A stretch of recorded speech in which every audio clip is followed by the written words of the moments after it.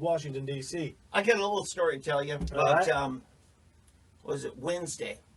I was down at the jail, training cadets. Again, I go down there and train the detention officers on how to care for the mentally ill that are incarcerated in jail. Right. Not that this has anything to do with it, but I tried to see Paul Tay while I was there. Okay. And so, Good. yeah, I had a little bit of a difficulty with that because the organization I'm with NAMI, National Alliance of Mental Illness, we didn't have our paperwork in line to be considered an agency, which would get a special avenue, a way to get in on demand. Several other agents, let's say DHS, is checking on somebody who's a client, or something like that. Gotcha. Or a mental health worker's got to follow up on somebody like that. Other than that, you pretty much have to be family to visit somebody in the jail. And but I talked to Ron Durbin, who many of you in the medical marijuana advocacy know that he's pretty much our top lawyer in the state. Well, he went to see Paul Tay that day. I did not know he was there. In fact, he said, "Gosh, Dave, I would have made you paralegal on the spot so you could get in with me." Because lawyers get in anytime. Yeah. So he gets in and he talks to him, and Ron is actually going to appeal Paul Tay's criminal charges for outraging public morals. Really? Yes. And Ron said, "Look, what he did is despicable. What he did was outrageous. What he did was still protected for First Amendment rights, free speech." And he said, "This is the first time that we know of that somebody's been prosecuted for this, and it hasn't yet been overturned." So he says, this one needs to be overturned. And Durbin's going to do it pro bono for him. He's asking other attorneys to come alongside and help me. He wants to take this all the way to Criminal Court of Appeals.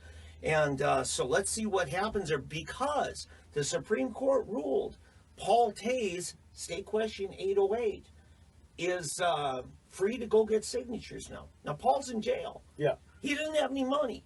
Yeah. He's a pauper. He's destitute, but it's there. Now, I'm not supporting 808. I don't know anybody who is. But, Paul just says, hey, I want my rights, to take part in the civics process. Right. Not only should I not be in jail, I should be free to go get my signatures like I want to. So, this is what's going on right now. And by the way, one of the guys I was training with, he's a new guy today, Wednesday, a former Division I college football coach.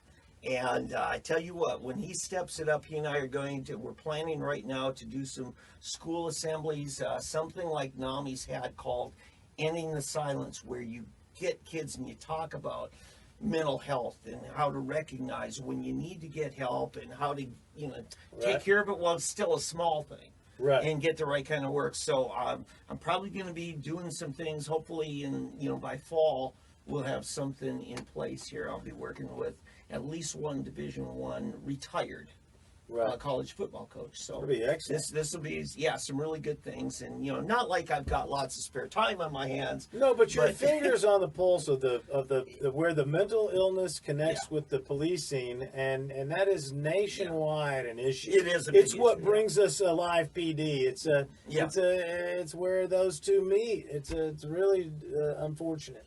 But you've got your finger on the pulse of that. And you're really not just finger on the pulse. You're actually doing efforts to help bridge that gap and fix that problem. Yeah. Well, anything else? I just want to say, my dad is my hero. Yeah. He was on tranquilizers my entire childhood because of his PTSD. And the veterans, that's what they did. And as long as you weren't having flashbacks, the VA said, we cured you. Yes, you're a zombie, but hey, you're cured as far as we're concerned. You're a zombie state, that's your problem.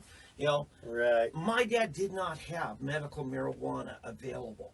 And I'm telling you, what's happening is these veterans with the PTSD, they're getting rid of these big bags of just, hundreds of benzos, which are addictive drug, bennies, they used to call them, street drug. That's what the VA's putting them on, bennies. And they're getting addicted to it.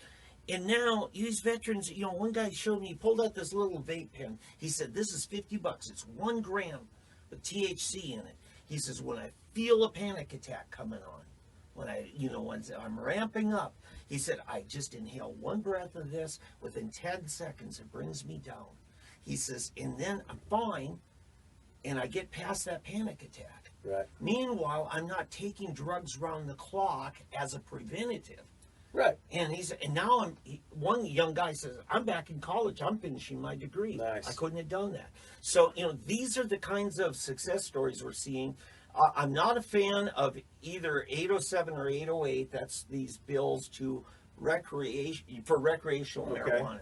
These are big tax bills. They are West Coast Democrat funded operations that's just going to raise taxes like crazy on it, and they're really being put before us on the November ballot as a way to get the Democrat constituency out in an optimal amount. Try to keep Kendra Horn in place, and maybe even take out Kevin Hearn up here.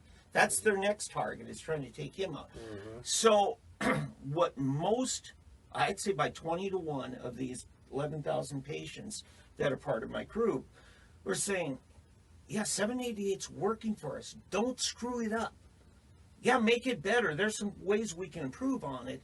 But no, we're not ready for the recreational thing.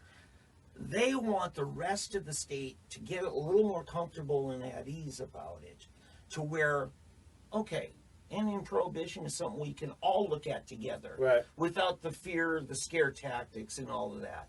Right. And so they're willing to wait a little bit longer, and then maybe get a better bill than the ridiculous state questions that are out there. Right. So that's anything else tonight? No, this has been a great night. We're glad you've been a part of it, and we're looking forward next week. You don't want to miss it. Oldham's going to be coming back with a report from the East Coast, and D'Ambroso's just super busy.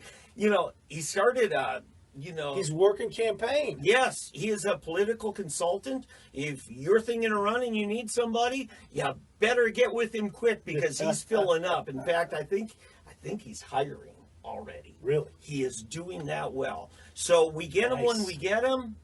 Proud of that young man. I just think so highly of his ambition. He's so passionate. Well, brand new things. Kid and everything. Family, yeah. He's got 2 kids under 3 years old, so things are going good. Yeah, you got Tom and me tonight, but I'm telling you. 3D Politics happens every Monday night, no matter how many Davids we've got.